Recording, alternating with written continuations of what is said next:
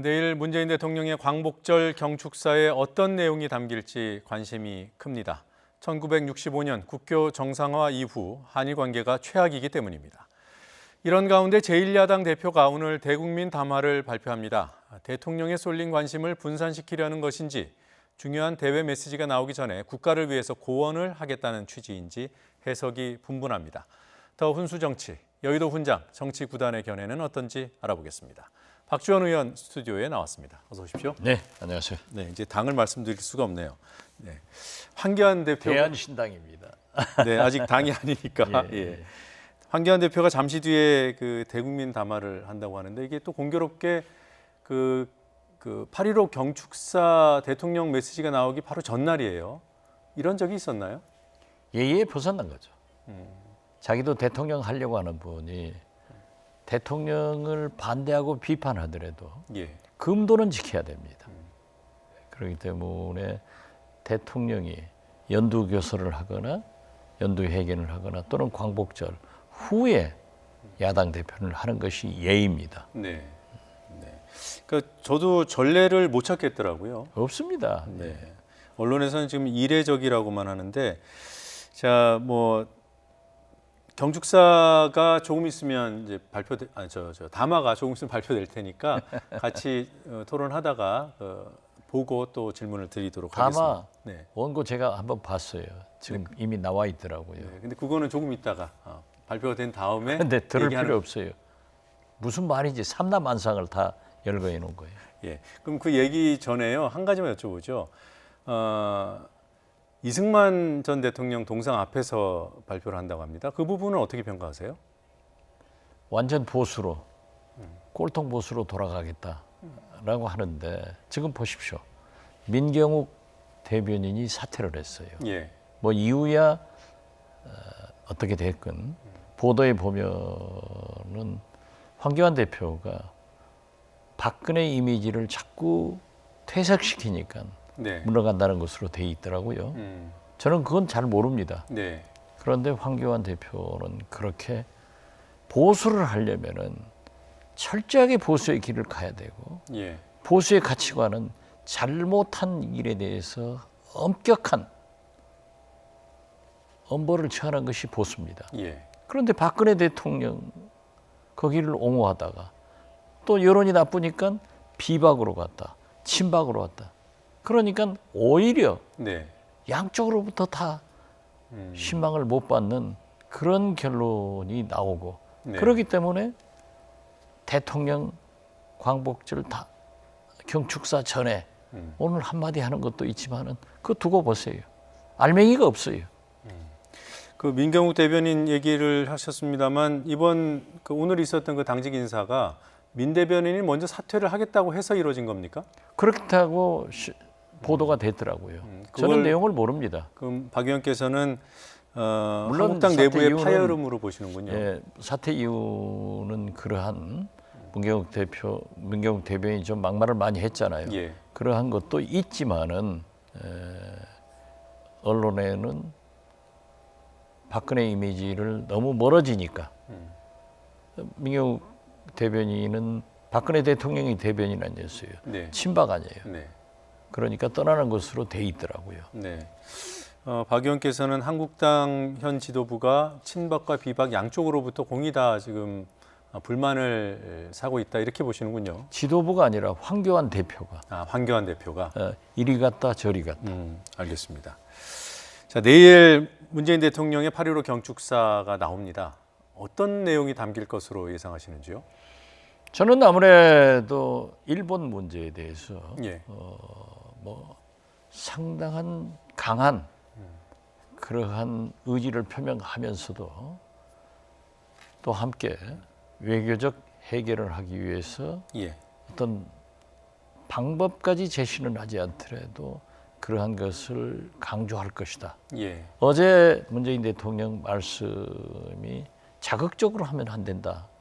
이런 얘기 있잖아요. 예. 그러한 것에 방점이 찍힐 것으로 생각합니다. 네, 메시지는 강하겠지만 자극적이지 않을 것이고 또 해결을 위한 방안을 제시하지만 구체적이지는 않을 것이다. 네, 그렇습니다. 그러면 한일 정상회담 같은 깜짝 제안 가능성은 낮게 보시는군요. 지금 현재 한일 정상회담을 하는 것은 저는 해결의 길이 아니라고 생각합니다. 네. 충분히 정부 간의 대화를 하고 또 해결을 해가지고 정상회담을 해서 풀어야지. 예.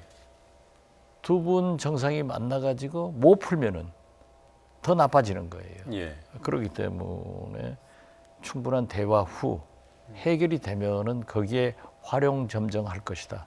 그래서 지금은 아니다 이렇게 생각합니다. 네. 그럼 반대로요. 우리 정부의 대응 조치를 구체적으로 제시하는 방안, 이를테면 한일 군사정보보호협정을 더 이상 연장하지 않겠다, 이런 입장 정도가 나올 수 있을지요? 거기까지는 저는 안 가리라고 봅니다. 왜냐하면 지소미아에 대해서는 네. 미국도 이건 아니다. 네.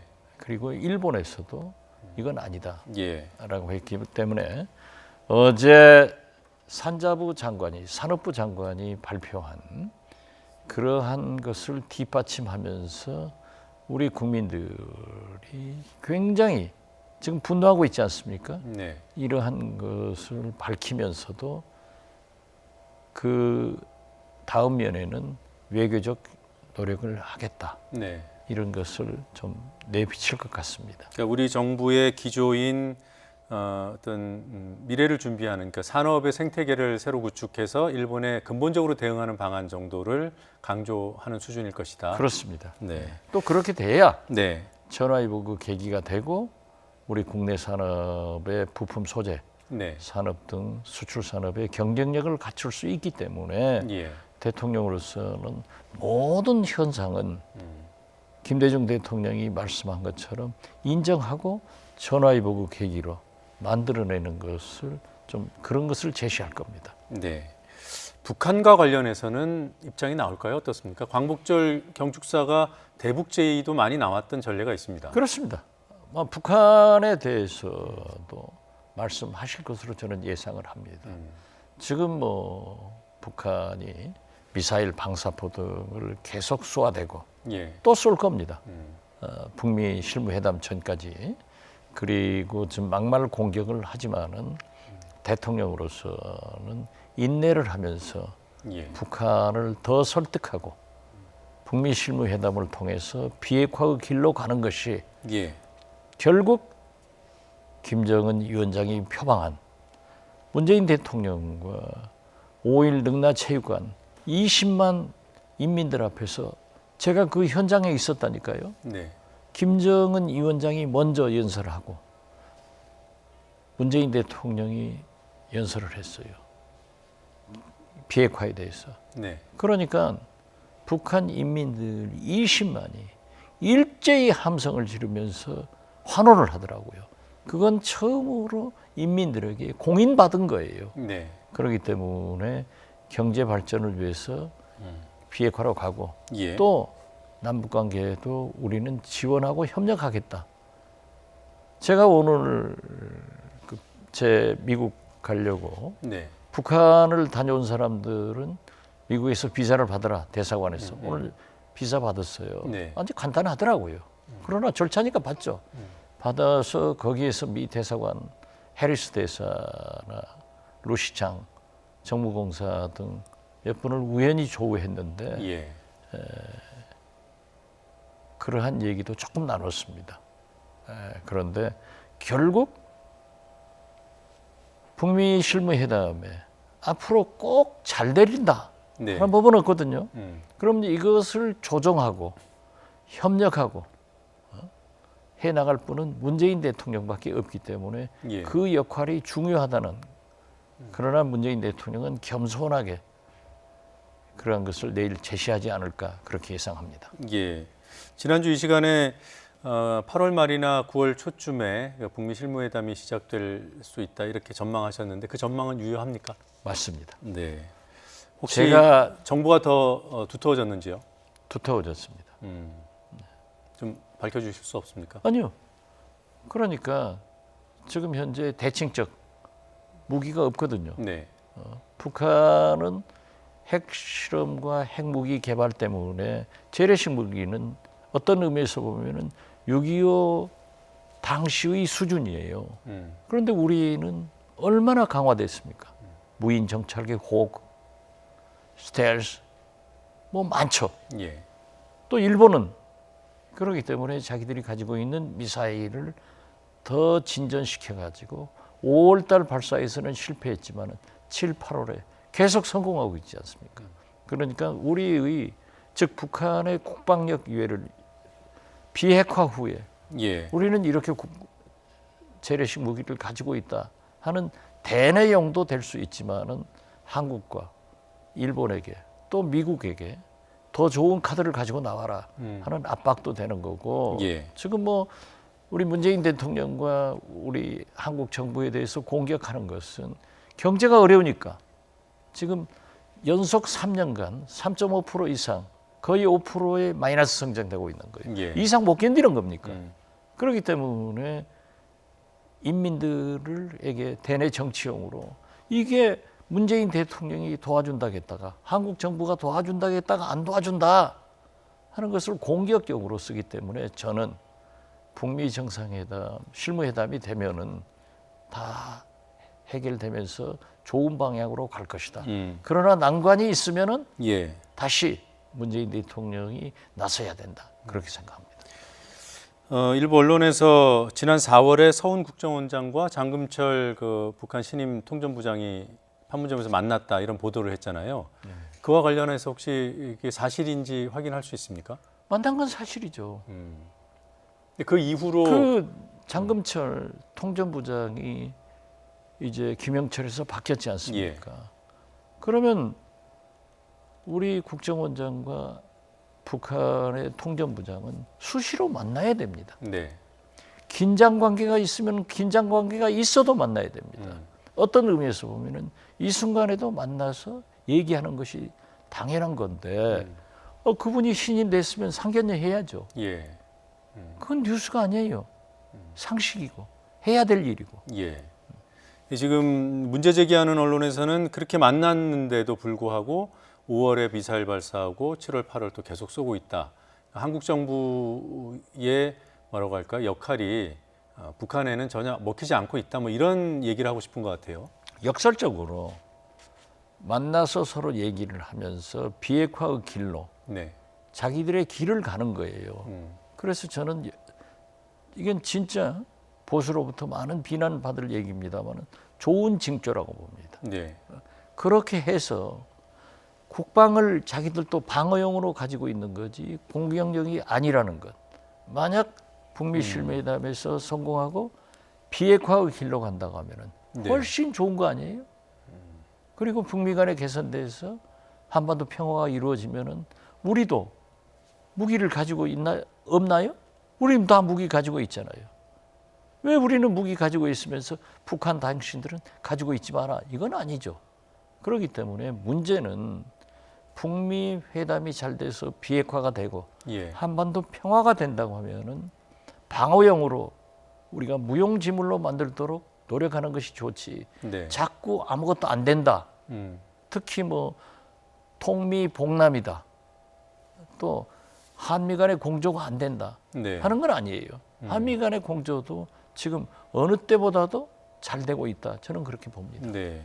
뭐 지금대로라면 통미봉남이 아니라 미국하고 먼저 관계 개선을 해서 한반도 평화 체제 쪽으로 갈 것이다 이렇게 예상하시는 거죠? 그렇죠. 당연히 그렇게 가야죠. 그러면 내일 그 문 대통령의 그 광복절 경축사에도 그런 맥락에서 네. 조금 더 견디고 기다리는 그런 차원의 입장이 들어가겠네요. 저는 그렇게 예상을 합니다. 뭐 전략적 인내라고 하는데 예. 뭐 기왕에 참은 김에 조금 더 참자라는 얘기도 있더라고요.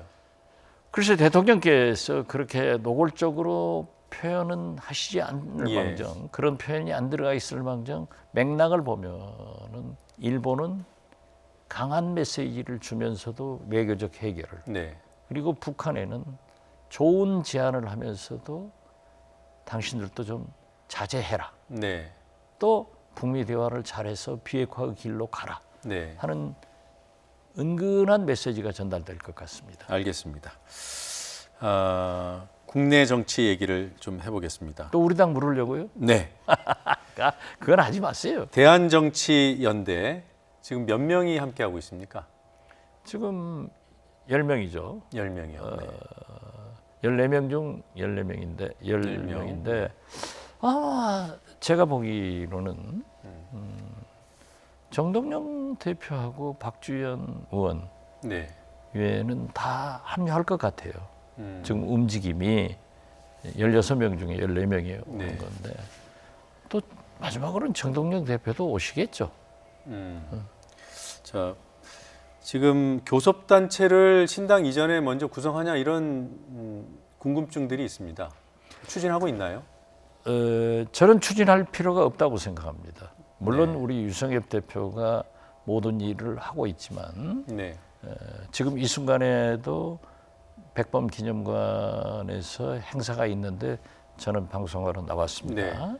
그렇지만 서둘 필요가 없다. 음, 괜히 우리가 체제를 갖추지 않고 얘기를 하는 것은 오히려 실망감만 주기 때문에 예. 우리 10명이 잘 뭉쳐서 또 무소속 의원, 민주평화당에 남아있는 황주홍, 네. 조배수, 네. 김광수 네.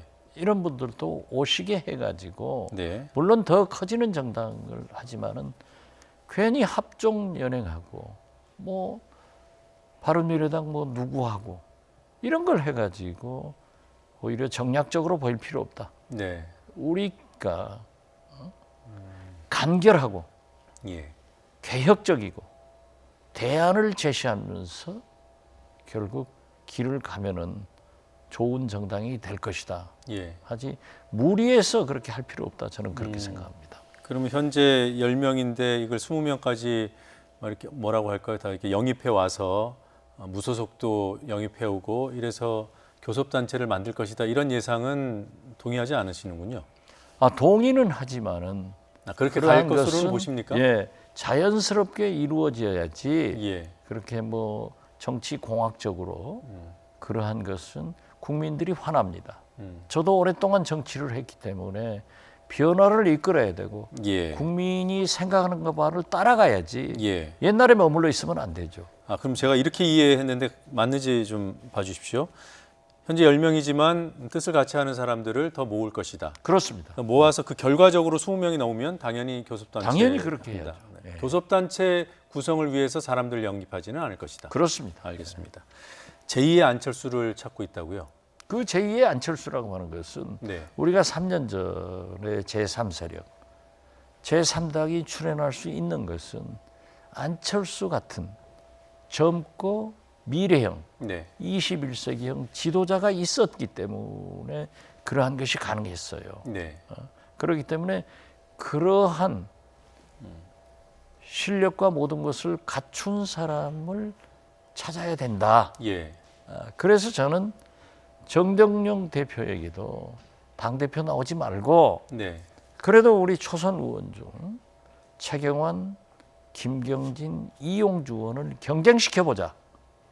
그랬더니 이 세 분이 합의를 해서 김경진 의원을 하자.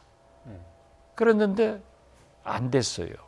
이제 나오니까. 예. 그래서 김경진 의원을 지방선거 때 선거대책위원장으로 앞세웠지만은 또 적은 당에서 당 대표와 선거대책위원장은 예. 한계가 있더라고요. 그래서 저는 그러한 안철수 같은 그런 사람이지만은 실패한 안철수는 아니에요.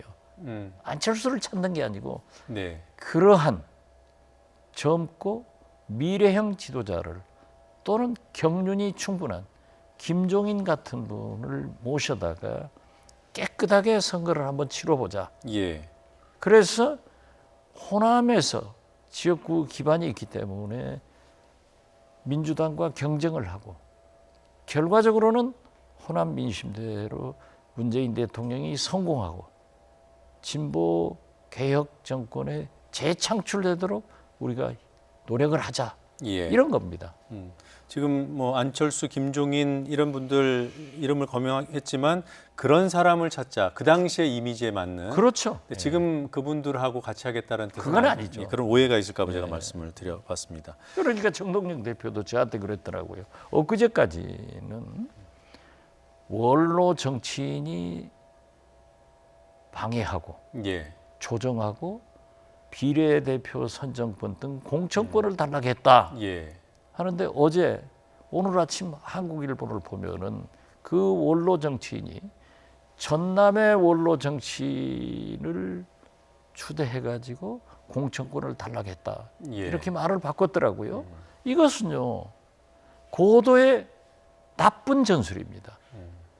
이 적은 호남에서 전북과 전남을 갈라치게 하고 예. 또 저 위에 더 원로라 하면은 누구겠습니까? 누굽니까?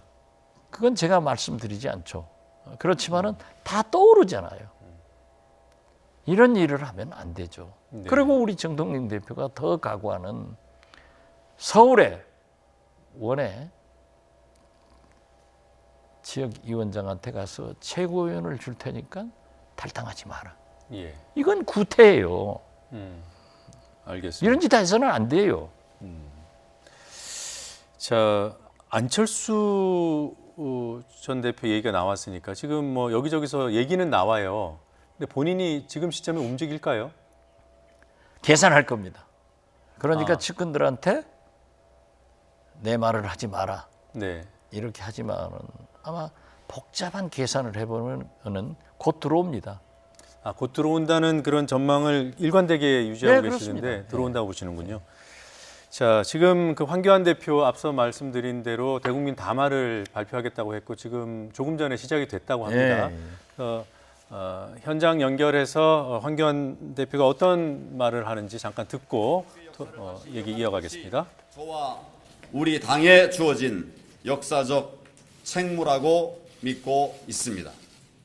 국민 여러분, 저는 결국 대한민국의 헌법 정신을 되찾는 것이 지금의 위기를 극복하는 근본이라고 생각합니다.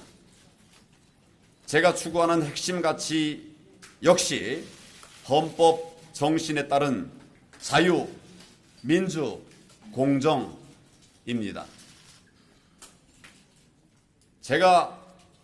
저의 목표도 마찬가지로 자유민주주의 그리고 시장경제, 법치주의의 완숙한 성취에 있습니다.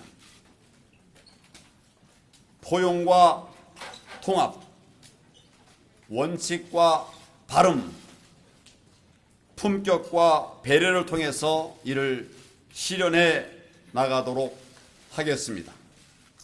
그 과정에서 지속가능한 성장을 이룰 준비된 미래, 새로운 한반도 시대를 이뤄갈 당당한 평화를 도모해야 합니다. 오늘을 이기고 내일로 나가는 길, 오늘을 이기고 내일로 나가는 길, 바로 여기에서 길을 찾겠습니다. 그리고 이 길이 바로 우리 국민들께서 바라고 계신 자유와 번영의 길이라고 믿습니다. 이제 흔들리는 대한민국 완전히 바꿔야 합니다. 이러한 철학과 비전을 토대로 해서 대한민국 대전환의 5대 실천 목표를 국민 여러분께 말씀드리고자 합니다. 첫째는 뭐니 해도 결국 잘 사는 나라를 만들어야 합니다. 국가 발전과 국민 행복의 근본 토대는 결국 경제적 풍요입니다.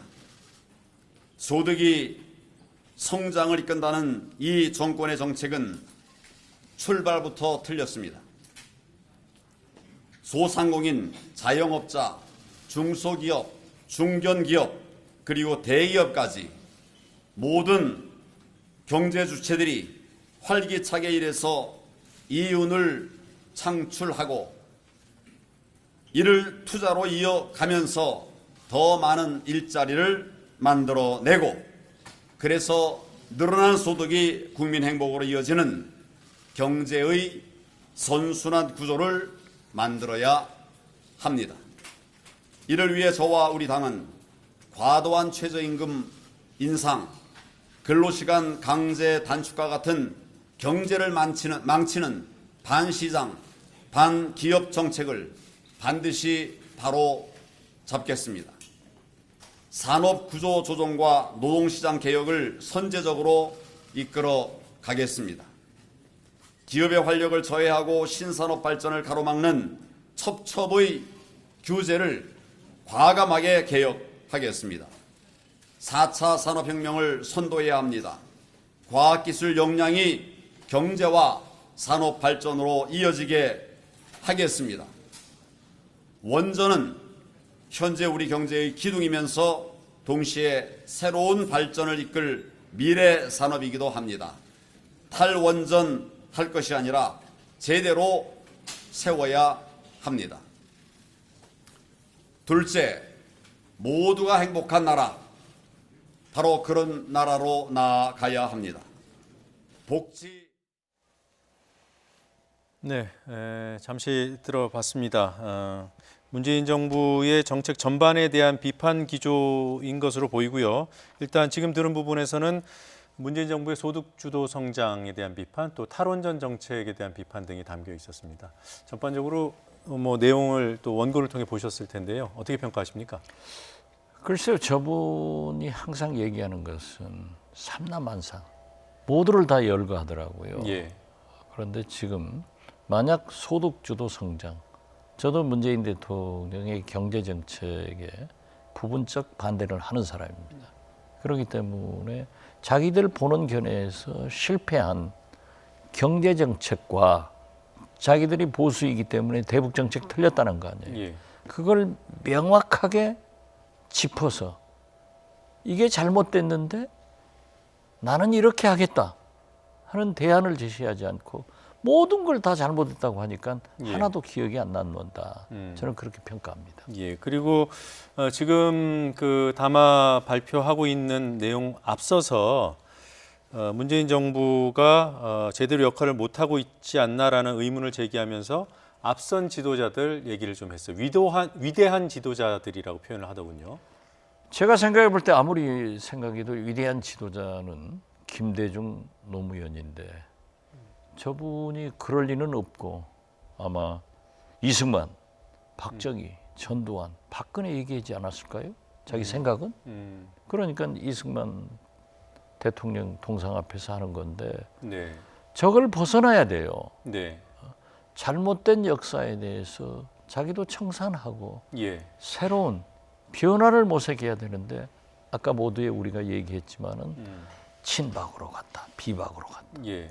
이게 왔다 갔다 하니까 지지도가 정체성이 흔들리는 거예요. 예. 지금 화면에도 나옵니다만 박 의원님 조금 전에 짚어주신 대로 지금 황교안 대표가 이승만 전 대통령 동상이 세워져 있는 국회 그 홀에서 오늘 담화문을 발표했는데 그 담화문에 담긴 위대한 지도자 중에 한 명으로 이승만 전 대통령을 부각시키고 싶은 것이 아니냐 이렇게 보시는 거군요. 그렇죠. 네. 지금 일본과의 갈등이 불거져 있는 시점이잖아요. 그렇죠. 그리고 이승만 전 대통령 하면 공과가 있겠습니다만 친일 청산 못했다는 부분이 대표적인 과 중에 하나 아니겠습니까? 그렇죠. 이런 시점과 저런 장소 선택과 이런 정무적으로 판단할 때는 어떻습니까? 그러니까 시대착오적이고 반역사적인 길을 가고 있는 거예요. 물론 이승만 대통령은 예. 건국의 아버지로 존경할 부분도 있지만은 친일 청산하지 않은 것도 있고 예. 또 이승만 대통령은 과거에 우리가 대포를 북을 향할 게 아니라 일본을 향해야 된다 하는 말씀도 있어요. 네. 그러나 지금 현재 종합적으로 볼 때 그러한 것을 옛날로 수구적으로 저렇게 돌아가는 것이 시대 정신에 맞느냐 이거죠. 네.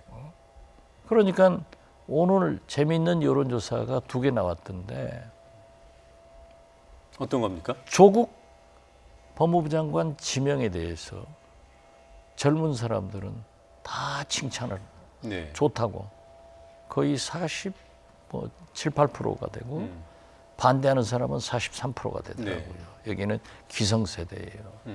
그러면은 무엇을 택할 것인가? 황교안 대표는 앞으로 대통령이 되기 위해서는 새로운 변화를, 시대 정신을, 예. 역사적 성찰을 하는 지도자가 돼야지 자꾸 자꾸 과거로 돌아가서 예. 이상만, 박정희, 박근혜 시대를 생각하면 안 된다. 저는 그렇게 생각합니다. 예, 알겠습니다. 오늘 말씀 여기까지 듣겠습니다. 네, 고맙습니다. 감사합니다.